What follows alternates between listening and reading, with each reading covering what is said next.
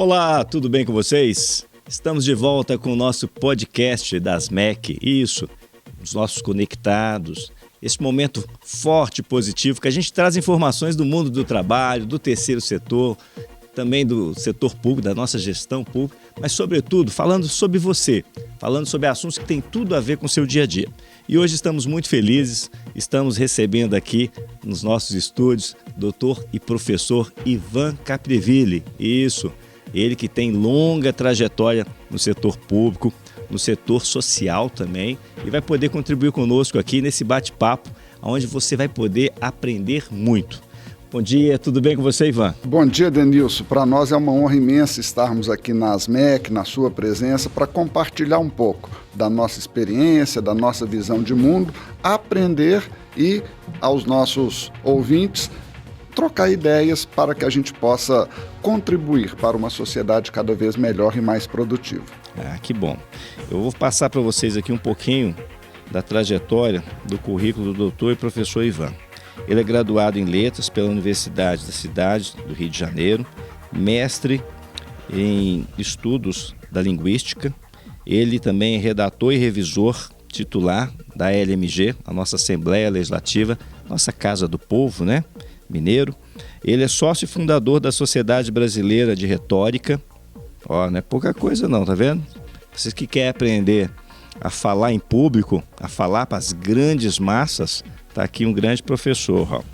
Ele é presidente do Instituto Grande Orador, também professor da Academia Mineira de Letras e associado do Rotary Clube de Belo Horizonte. Então, estamos aqui com alguém que sabe tudo e mais um pouco. E nós já vamos começar aqui a falar sobre a importância desse papel aí da Assembleia Legislativa, né?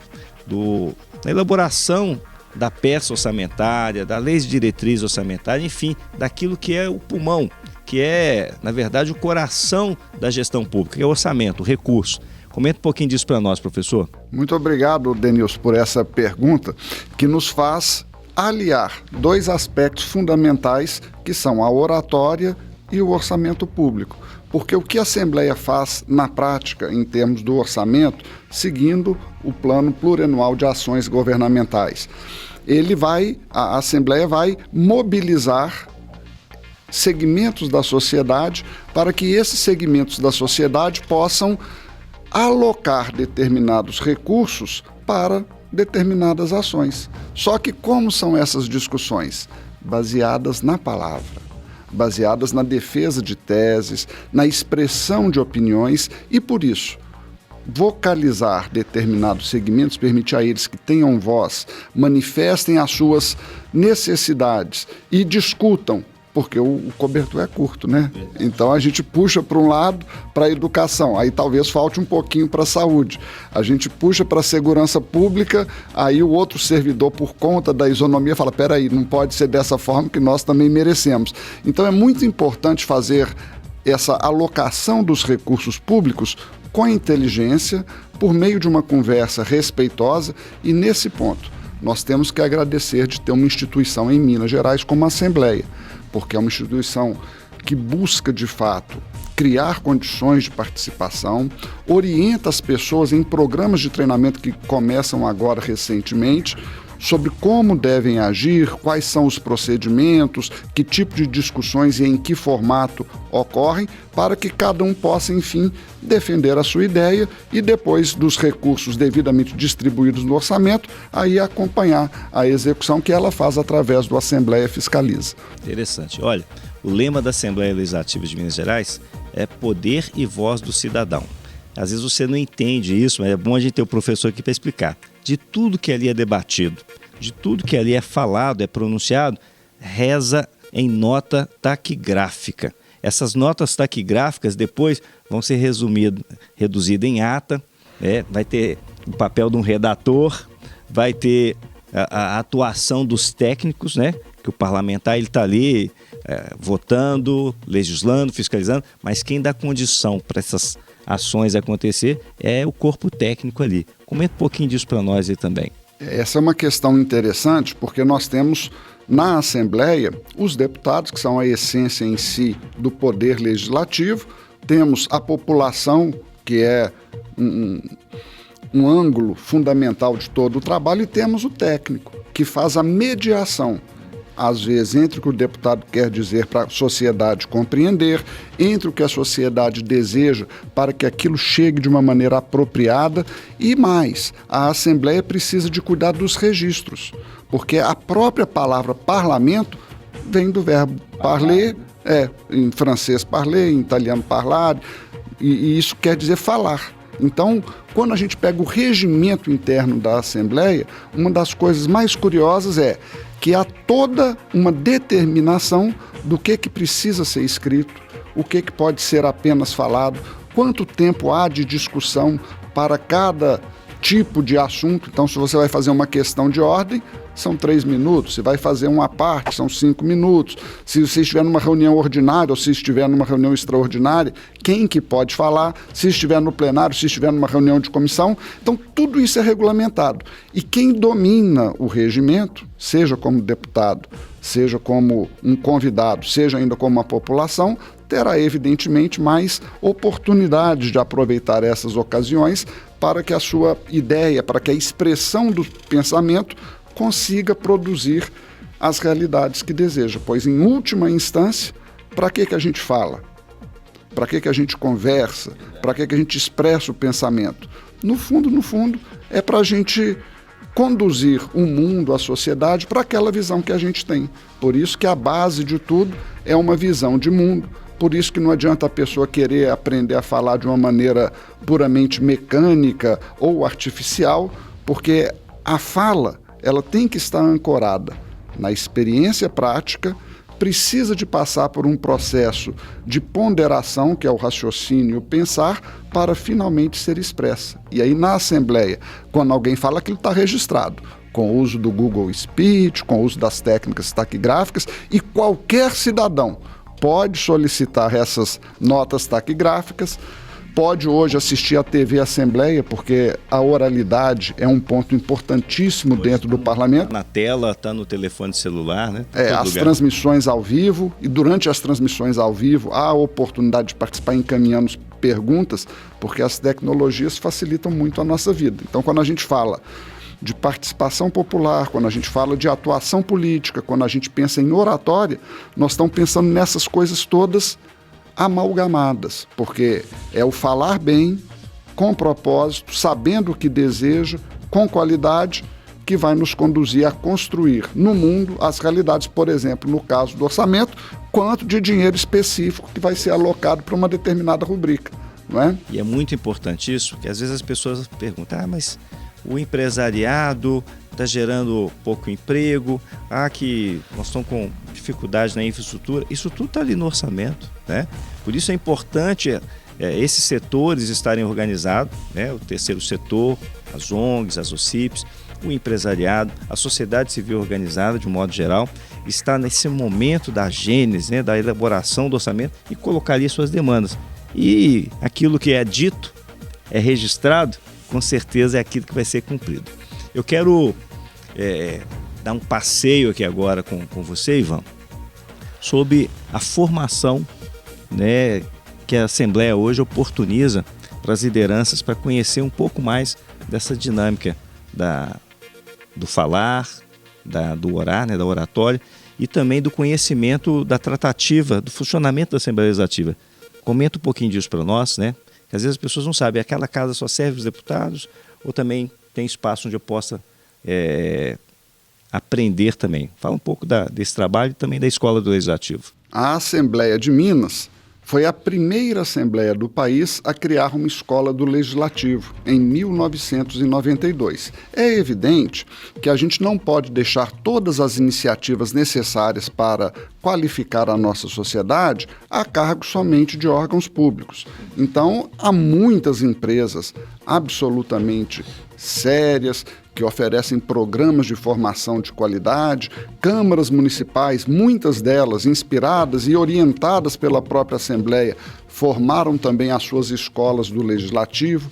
Há programas como o Programa Parlamento Jovem, que permite a formação desde muito cedo para que as pessoas compreendam qual que é esse papel. Agora, o mais importante de tudo que eu diria seria exatamente esse diálogo contínuo entre as várias instâncias da nossa sociedade. Uma coisa que muito me admira quando eu estive em Taiwan é a maneira como eles veem o governo, porque aqui no nosso mundo ocidental nós vemos governo como aquela repartição dos poderes, e hoje está meio disfuncional no Brasil, mas no Oriente eles não veem dessa forma. Eles veem como ramos, simplesmente, da mesma esfera, e aquilo muito integrado à sociedade. Então, quando se fala, por exemplo, na proposição de uma lei, não se pensa lá em fazer leis para todas as coisas. Essa ideia da hiperinflação legislativa que há no Brasil não acontece em outros países. É mais principiológico, né? Vive dos princípios. As pessoas vivem pela educação que elas têm. Então, quer dizer, como aquilo ali já existe uma educação, por exemplo, você não precisa de criar uma lei para as pessoas não andarem plantando bananeira na rua, porque a não ser que seja um daqueles sujeitos que se exibe ali em frente à praça da rodoviária, aliás, aquele é um grande mestre de oratória, porque ele consegue angariar a atenção de quem está passando sem tempo nenhum e fala que vai mostrar a briga da cobra com o lagarto, daí você fica ali, daí a pouco ele está vendendo o chá da Amazônia que cura tudo quanto é problema. Então ele é um mestre dessa arte da oratória. Porém,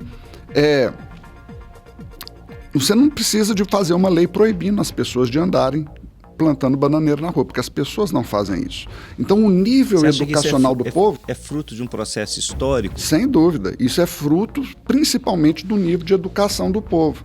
Porque se o povo tiver educação, vai haver coisas que você não precisa de regular, porque ninguém vai atentar contra uma harmonia que existe já na sociedade. Então é claro que a gente precisa de regulamentar, sobretudo, essas questões muito inovadoras, por exemplo, a energia limpa atualmente, por exemplo, você criar equilíbrios para que o país se desenvolva, o Estado se desenvolva. Combate ao desperdício. Combate ao desperdício, mas isso tudo, se você criar a lei mais perfeita e mais bonita do mundo, a melhor lei do ponto de vista de técnica legislativa, mas não houver consciência social para a aplicação dessa lei, será letra morta.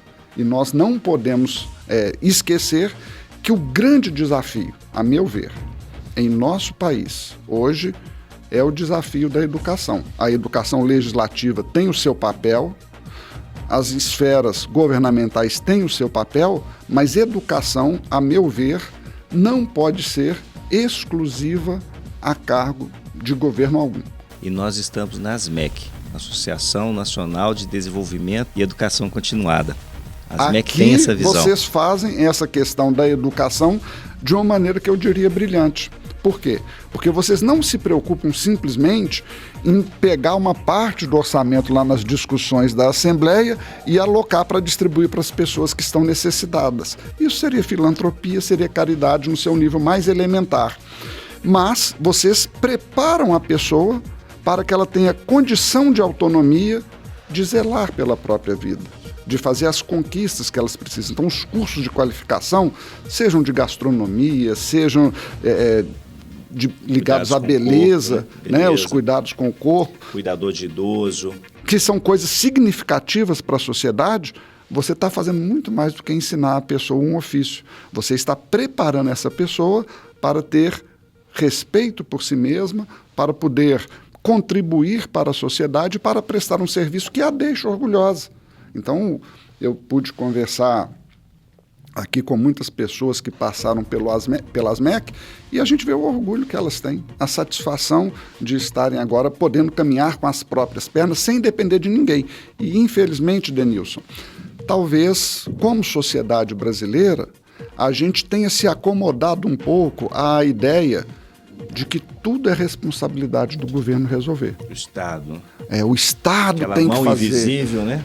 Mas a mão invisível do Estado, que na verdade ela não regula coisa nenhuma. Ela simplesmente, muitas vezes, infelizmente, ela até atrapalha um pouco, porque cria tanta regulamentação que trava a liberdade das pessoas. Então eu defendo muito essa questão da liberdade, essa questão de a gente confiar e ter os melhores pressupostos sobre as pessoas, que quando você cria dicotomias na sociedade, por exemplo, ou você é um servidor público que contribui só para o serviço público, ou você é um agente da iniciativa privada e você quer simplesmente pegar recursos do governo.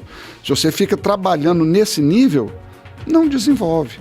E a gente só vai conseguir desenvolver com um alto nível de educação, que é dado, a meu ver, hoje, talvez o caminho que a gente poderia seguir para trabalhar melhor nessa questão seria resgatar um pouco a pedagogia retórica, que vem desse mundo clássico. Os estudos clássicos no Brasil estão evoluindo demais. Nós temos muitas universidades, muita gente boa, recuperando textos antigos, e quando a gente olha a sabedoria, vamos pegar lá da Mesopotâmia, passando pela Grécia, por Roma, pela Idade Média, que muita gente tem preconceito contra a Idade Média, mas na verdade é porque não entende o tanto de instituições, inclusive a própria universidade que foi criada durante aquele período. Em cada época da humanidade, se nós pegarmos os modelos, que é um dos conceitos importantes nessa pedagogia retórica, você escolher modelos que sejam produtivos e que inspirem para o melhor. Porque hoje, como a gente quer muitas vezes facilitar a vida, quer fazer uma educação que é só uma educação lúdica, você brinca. É um equívoco achar que a tecnologia vai resolver tudo, né? Não vai.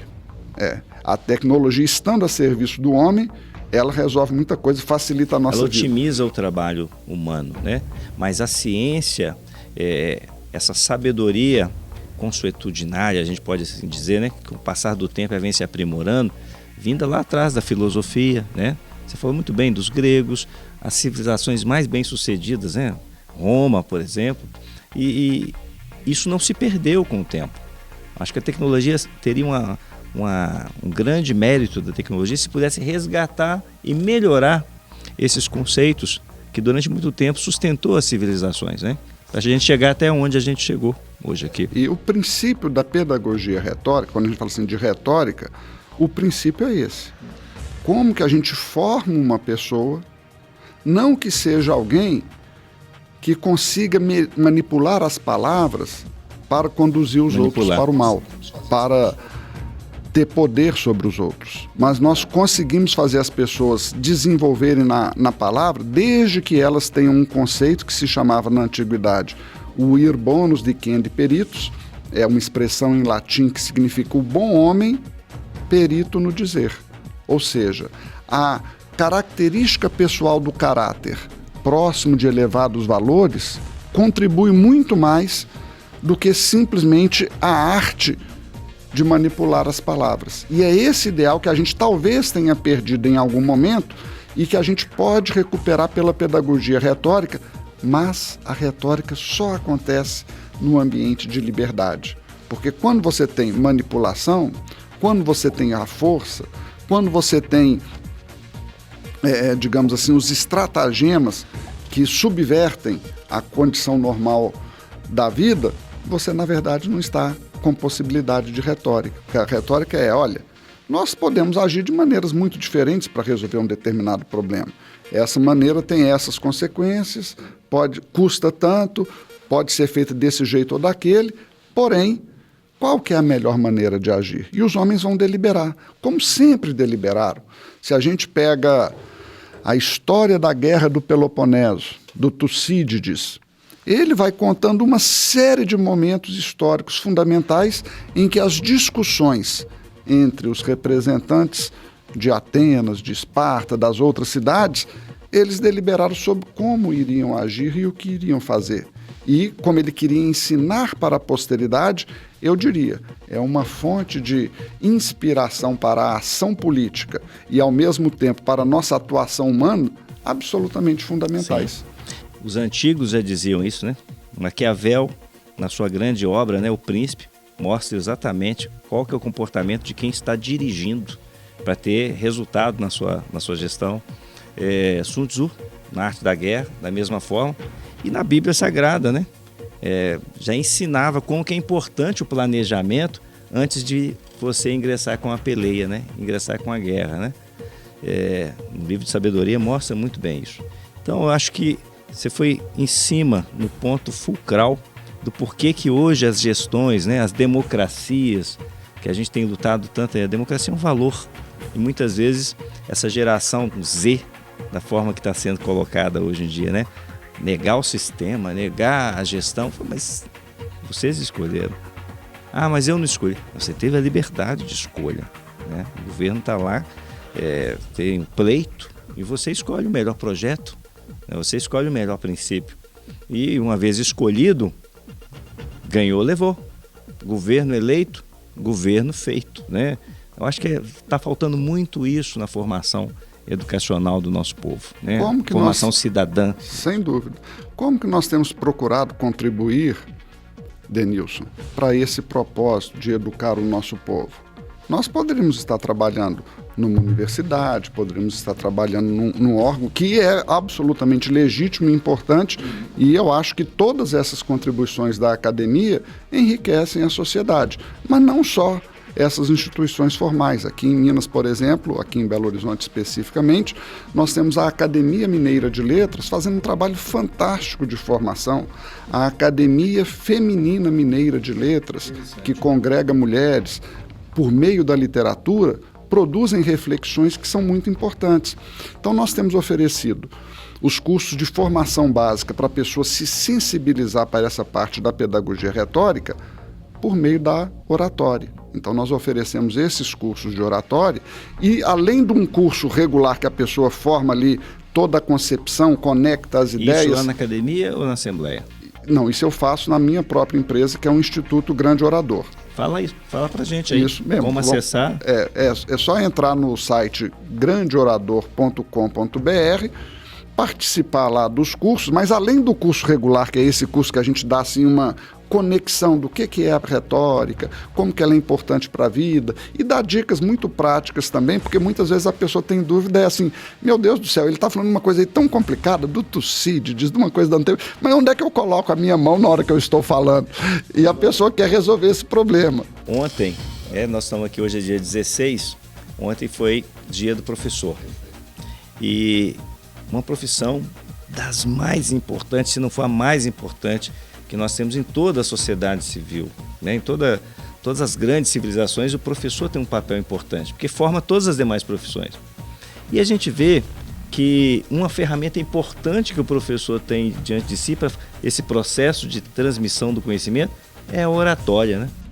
Eu diria que, ao longo da minha trajetória, ministrando cursos na área, eu tive excelentes professores, muitos com 20, 30 anos de universidade, de carreira, e todos depois que compreendem como articular os elementos da retórica, que estão divididos em 3 níveis. Nós temos o nível dos aspectos formais, quer dizer, sem você ouvir as palavras das pessoas, você sabe se ela está se comportando bem ou não, pela forma de vestir, pela gesticulação, pelas expressões fisionômicas, pela movimentação dela no palco, você sente se ela está nervosa, se ela está segura, e mais uma série de aspectos. Mas isso é um nível. Kreutzmann que falava, né, que o corpo fala? O corpo fala, Tem um livro muito bom do Pierre Vaillant e Roland Tompakov, fez as ilustrações, que ele se chama exatamente assim, o corpo fala. E ele pega ali a ideia da esfinge para colocar a águia, o leão e o boi, como os elementos que nos permitem verificar como que a pessoa age. E a mão do cara está lá, ó, batendo na mesa. Perfeito. Você está em paz, está confortável, e está toda hora com o tique. Tá, né? Exatamente. Então, para você despertar o que eu chamo de consciência oratória, é preciso estudar cada um desses elementos detidamente, com calma, sem correria. Depois a gente passa para um segundo nível, que é o nível do conteúdo. Então, como que o sujeito escolhe tema? Tem gente, você já reparou, que só escolhe reclamar da vida. E aí, como que ela vai atrair pessoas para a adesão a um determinado projeto se ela só está reclamando? Tá negativo, como que ela vai inspirar? Né? Pessimista. E há momentos na história em que isso faz muita diferença. Churchill, durante a Segunda Guerra Mundial, recomendo o filme O Destino de uma Nação, em que mostra o momento em que ele vai, por meio da palavra, inspirando a sociedade britânica a enfrentar um momento desafiante na história da humanidade. Grandes líderes na história da humanidade eram, antes de serem grandes líderes, grandes tribunos, né? Grandes oradores. O dom da palavra arrastava multidões.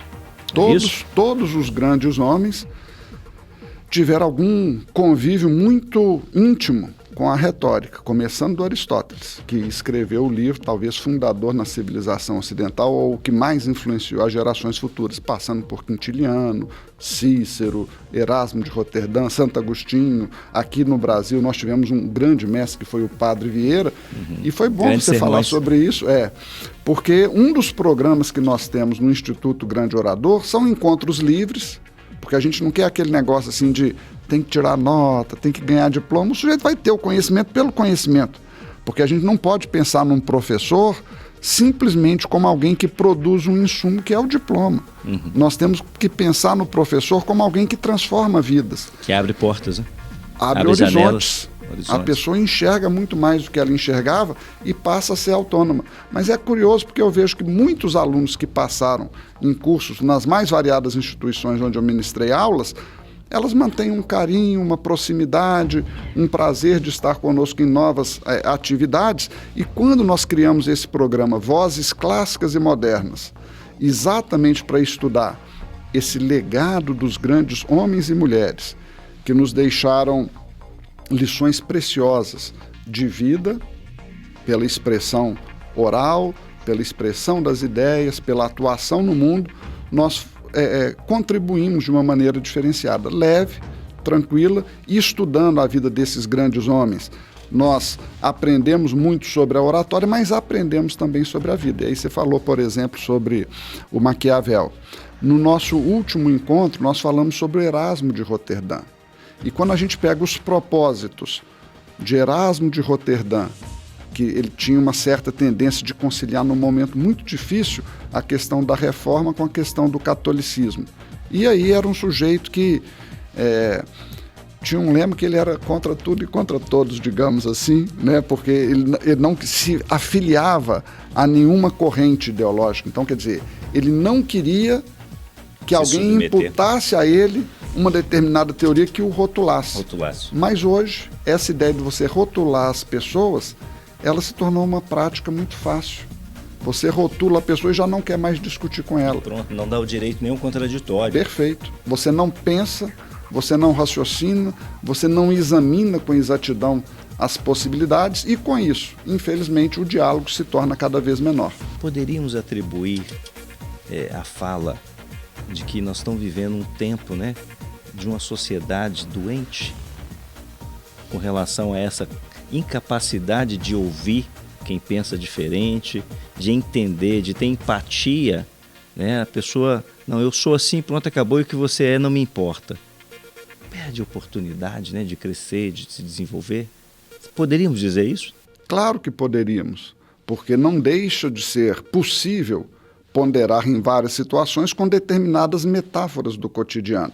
Então, quando a gente fala o adoecimento da sociedade, mas eu diria, Denilson, que o ser humano, desde que ele existe no mundo, é um elemento complicado, né? A gente gosta de... Controverso, né? A gente quer evoluir, a gente quer superar a nossa natureza animal, mas esse processo não é fácil. E é uma batalha constante, desde que a gente tenha um alvo mais elevado, que a gente precisa de perseguir.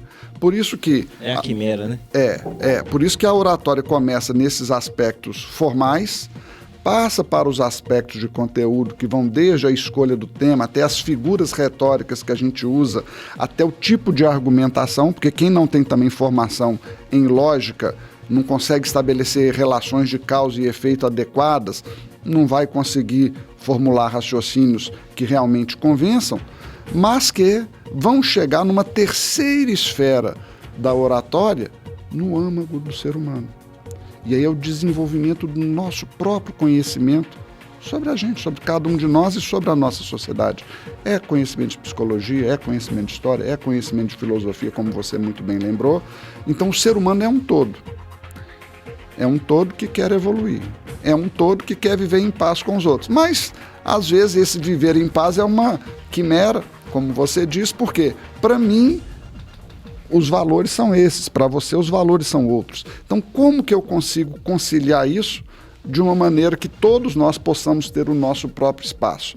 Aí que entram os desafios práticos da vida, que requerem esse diálogo, que requerem a tolerância, requerem a habilidade de se comunicar, porque também muitos problemas que há, inclusive entre casais, ocorrem porque a comunicação é falha, ou porque um comunica com base num princípio e o outro, na verdade, valoriza outras coisas diferentes. Um cônjuge oferece cuidado e segurança, mas o outro quer amor, quer liberdade, tempo, quer outras coisas que são maneiras dele interpretar esse amor. Ivan, na minha formação acadêmica, um pensador, um filósofo que me orientou muito do que eu sou e do que eu angariei de valores foi Aristóteles.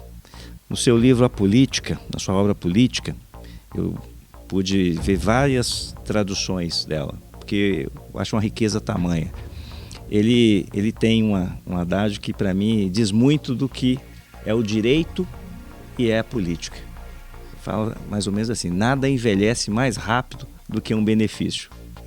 Nada envelhece mais rápido que um benefício. Quantas vezes a gente depara com isso ao longo da nossa vida, da nossa existência, né?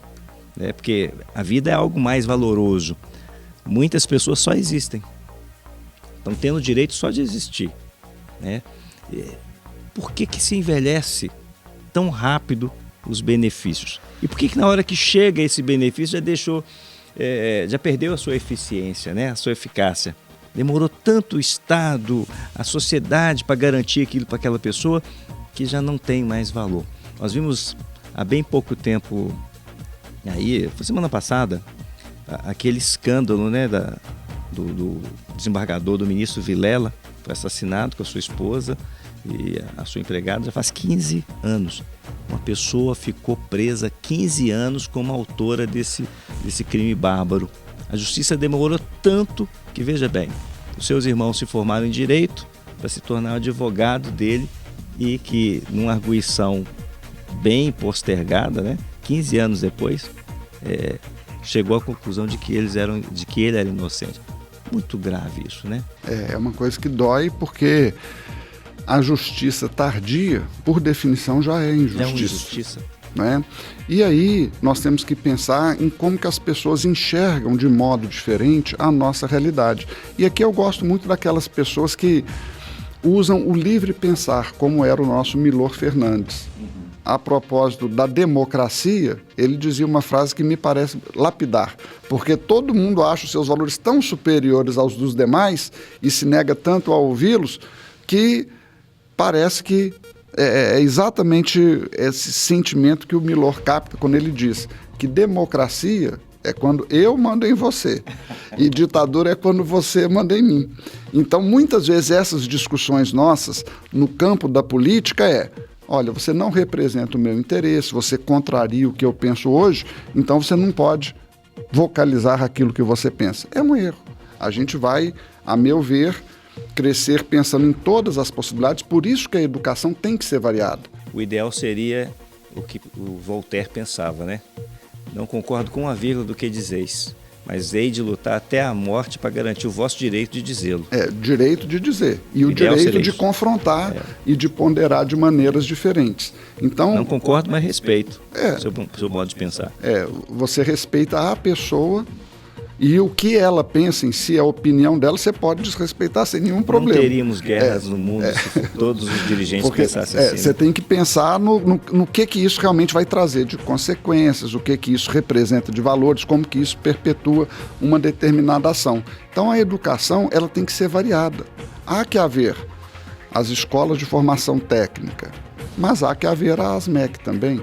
O fato de existir o SESI como uma unidade de formação de professores dentro de um sistema de educação que tem contribuído muito para o país. À indústria, né? Não tira o mérito da escola católica, como não tira o mérito da escola pública mantida pelo governo, porque vai haver muitas pessoas que não poderão, mas todas vão formar um cidadão. Mas toda vez que você coloca só um caminho, se você colocar, não, é só escola militar, não, é só escola católica, é só escola pública livre e gratuita, não.